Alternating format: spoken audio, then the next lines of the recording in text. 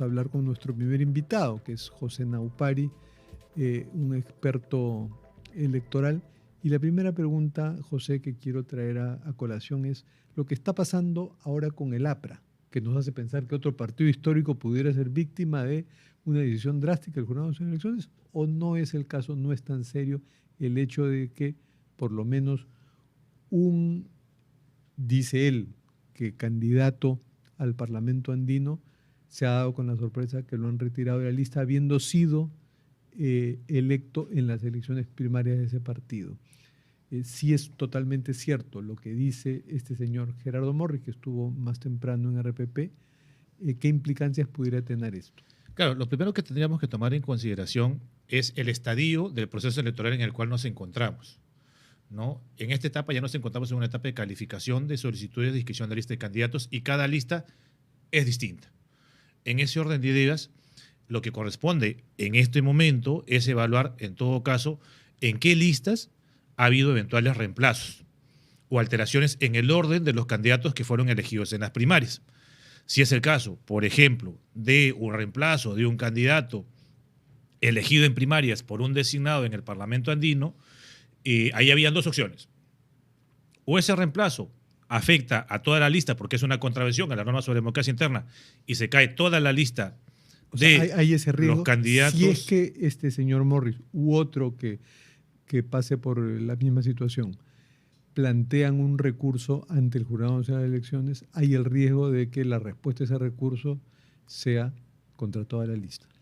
Contra la lista del Parlamento andino, pero acá habría que hacer la salvedad que ya el artículo 20, tanto el artículo 24A, sobre todo de la Ley de Organizaciones Políticas, refiere que si el vicio recae en un candidato, en todo caso lo que correspondería sería, pese a que eventualmente es un tema de democracia interna, claro, tendría que afectar solo a ese candidato. Hay dos opciones, que ha habido ciertamente un cambio, si se quiere, en el ámbito jurisprudencial del Pleno. Vamos a ver este Pleno nuevo por cuál de las dos opciones se decanta. El caso de Acción Popular fue, bueno, claro, ahí eran como 28, entonces dijeron, son tantos que... Lo que ocurre es que en el caso de Acción Popular todo. es distinto, porque en el caso de Acción Popular el vicio se daba en la etapa de la elección de los delegados, que eran los que a su vez elegían a todos los candidatos.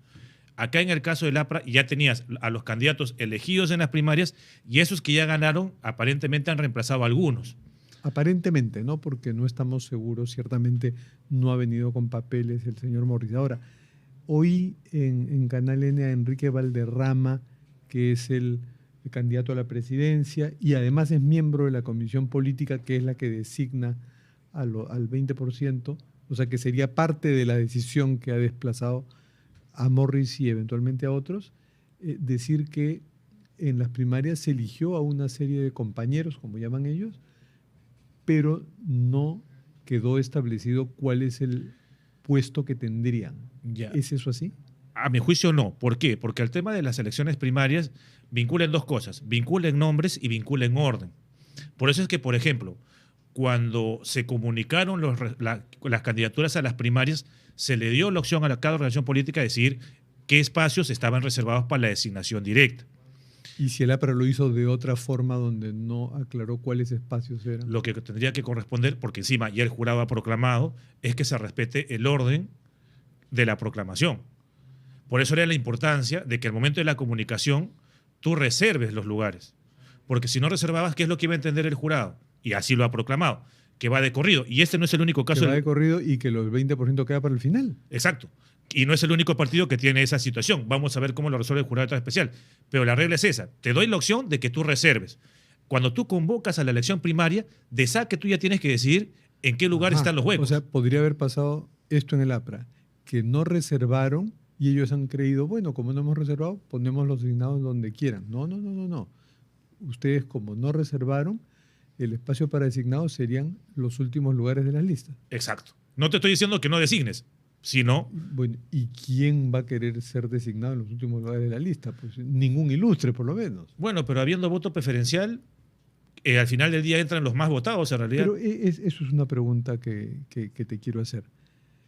En realidad, son 36 para Lima. 32 ¿no? para Lima. 32 para Lima porque hay del extranjero y 4, ¿no? 4 del extranjero ahora. No, 2. 2. en los 32 lugares que hay para Lima. Si tú eres el número 30, tienes menos chance que si eres el número 4, que además del voto preferencial también hay una suerte de cifra repartidora que hace que más votos caigan sobre los primeros lugares, ¿no es cierto? Lo que ocurre es que, a ver, primero uno vota por el partido. Y, por ejemplo, el partido X tiene 5 en Lima. Por cifra repartidora le tocan 5. ¿Quiénes son esos 5? Los más votados, los 5 más votados de ese partido. Entonces, pues yo puedo ser el 30, el 32 y encabezar el ser más votado. Pero tendrías que ser extraordinariamente bien votado para superar la desventaja de esa cifra repartidora que en alguna proporción sí funciona. Es que no necesariamente, porque igual, digamos, la lista de 32 se va a ordenar del más votado al menos votado independientemente del número que le tocó.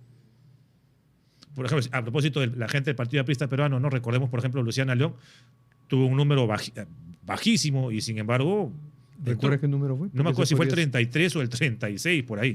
Igual ganó. Igual entró, ¿no? O sea, porque, digamos, la cifra repartidora te sirve para determinar cuántos escaños tiene el partido. ¿Quiénes entran de ese escaño? Igual hay un factor. Hay un factor porque en el que a mejor puesto, es decir, a los primeros... Eres más visible, sin duda. Más ¿no? chance. No, y aparte, por ejemplo, yo evidentemente con esta cédula que parece una caja de pizza, y el recuadrito es tan chiquito. Caja de pizza, ¿sí te parece? Sí, es que es grandaza, ¿no? Incluso... Hay que dividirla en 38 pedazos. Exacto, entonces, bueno, si me tocan 2 dígitos, yo que tengo dígitos grandes, no va a poder marcar en ese solo cuadrito los 2. Yo evidentemente preferiría irme del 1 al 9, ¿no? Ahora, va a pasar también, y esto podría ser incluso no un demérito del ciudadano que así lo haga, sino una suerte también de voto inteligente y confiado de alguien que diga, esto es tanto lo que hay para votar, que yo confío en un candidato, confío en su partido y por lo tanto voto por el candidato, voto por el símbolo del partido y no marco y que salga el que sea. Claro. Que sea. Y eso favorece a los más votados dentro de esa lista.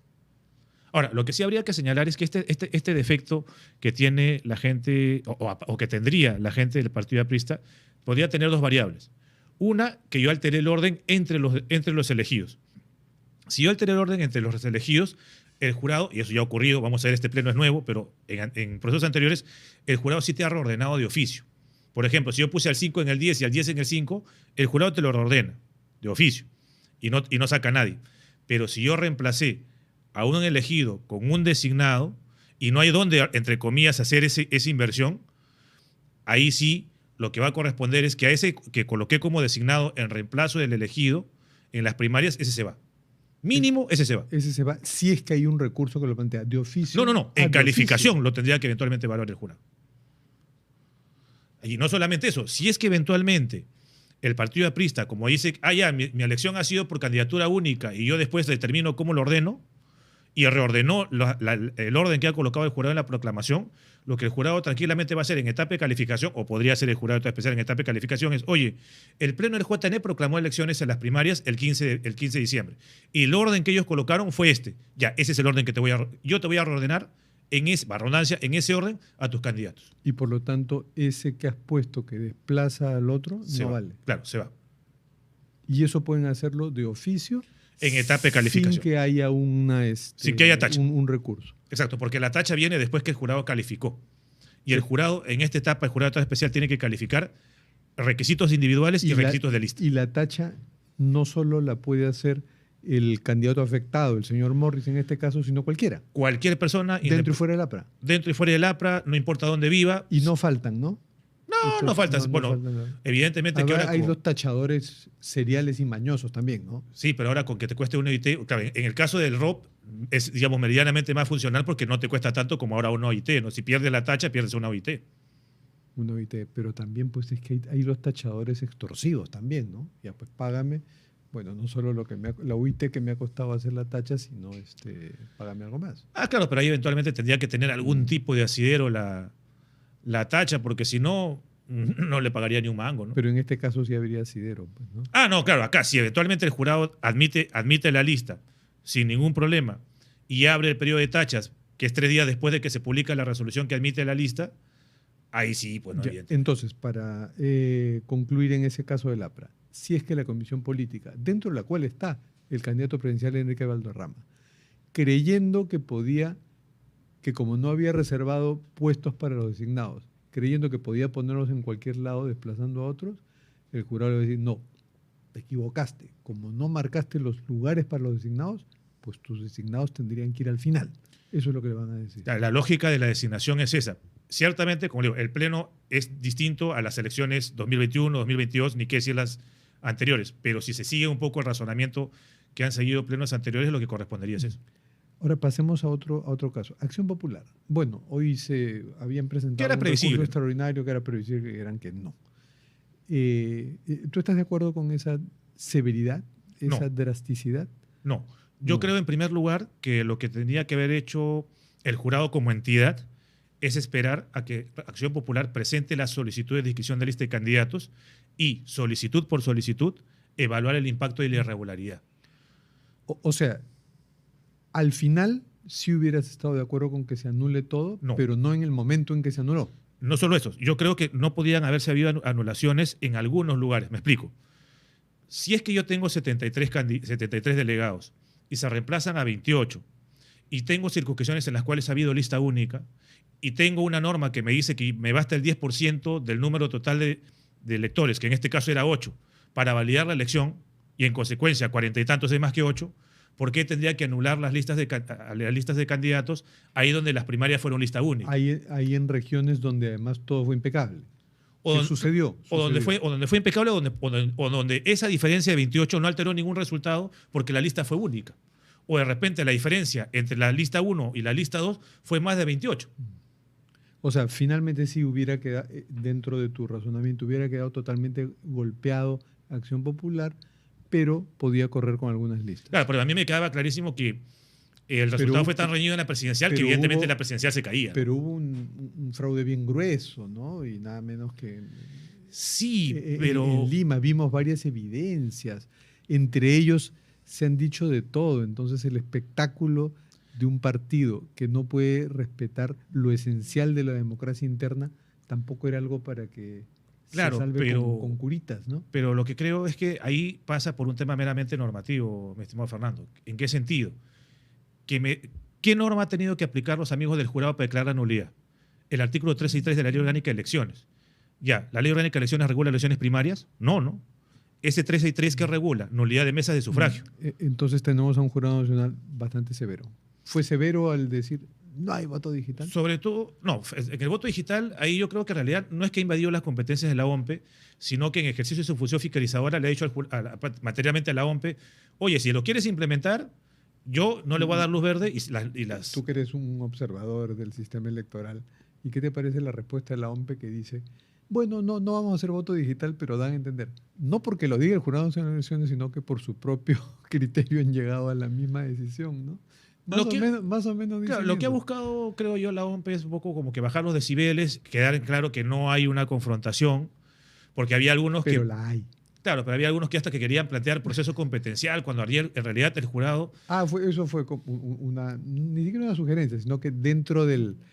Era un escenario legalmente posible. Sí, pero a mi juicio... No deseable, no, sería un horror, ¿no? Pero lo que ocurre es que a mi juicio esa decisión del jurado no invadía las competencias de la OMPE, porque materialmente lo que le había dicho en ese momento el jurado no es que le estaba prohibiendo a la OMPE materialmente que haga el voto digital.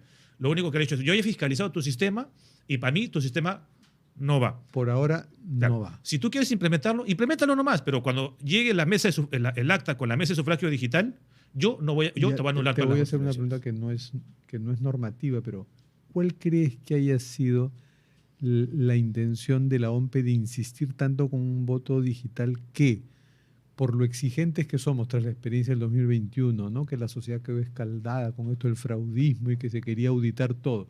El voto digital no tiene esa capacidad de auditoría que sí tiene el voto físico presencial.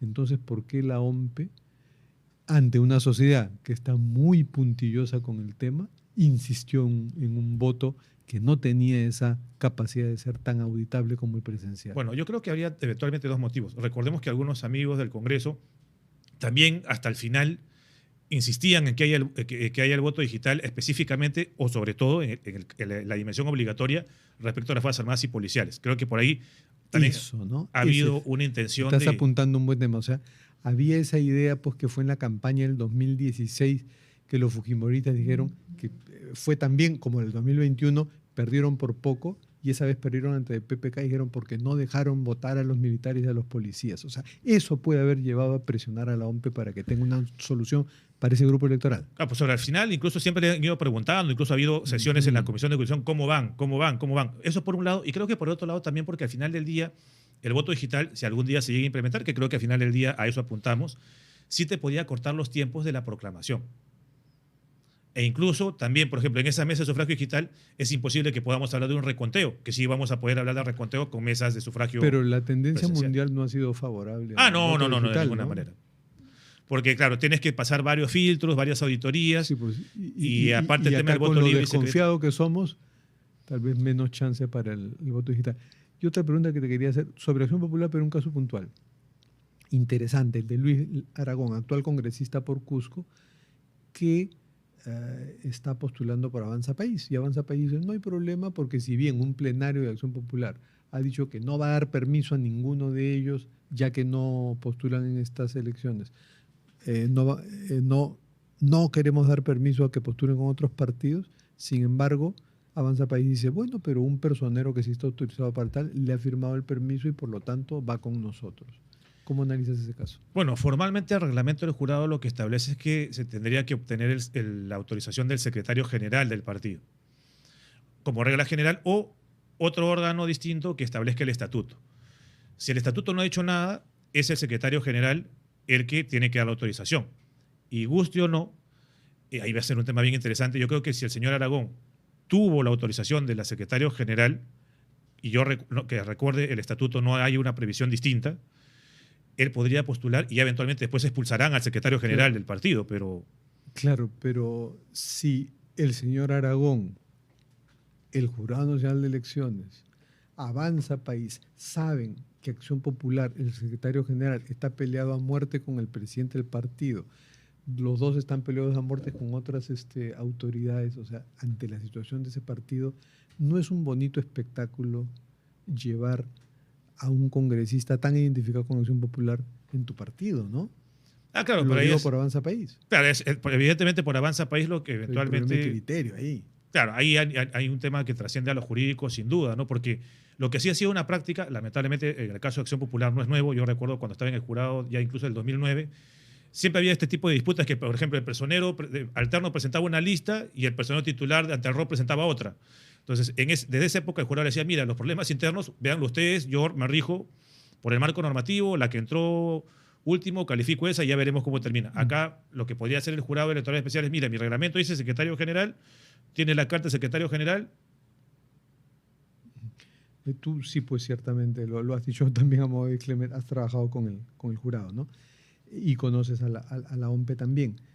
¿Qué recomendarías después de estos dos rounds? Primero por el caso de Acción Popular, ¿no? Que el Jurado Nacional de Elecciones le enmendó la plana a la OMP, que había dicho no, nosotros nos dieron una lista que es la correcta, el jurado no. Y finalmente, la severidad con que castigó a Acción Popular, de alguna manera también era un jalón de orejas a la OMP, ¿no?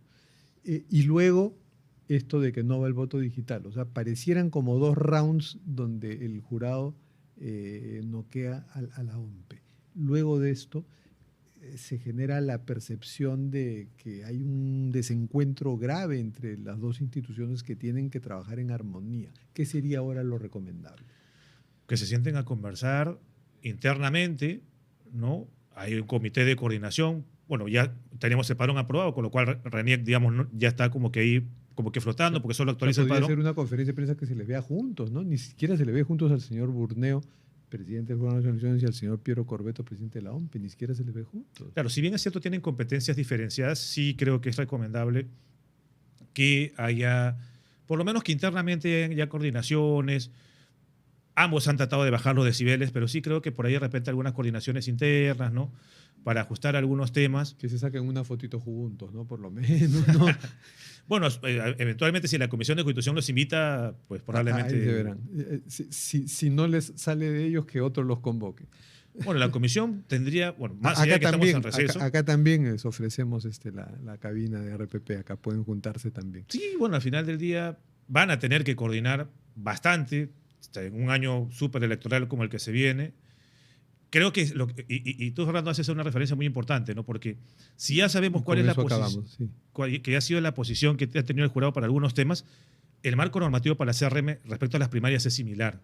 Para las sesiones regionales y municipales. Entonces, ya la OMP sabe cómo piensa el jurado, pensando, por ejemplo, en el caso de Acción Popular. O sea, y no va a haber voto digital en aquellas. No creo que lleguen tampoco. Que se hagan la idea que no va a haber. Exacto. Entonces, ya, como ya sabe la posición del juez, ¿para qué eventualmente volver a avivar la llama de alguna eventual confrontación? Simplemente ya sabe cómo piensa, vamos para adelante. Muy bien. Muchas gracias, José Naupari, Fernando, experto electoral. Y nos vamos a una pausa y volvemos con más en Las Cosas Como Son.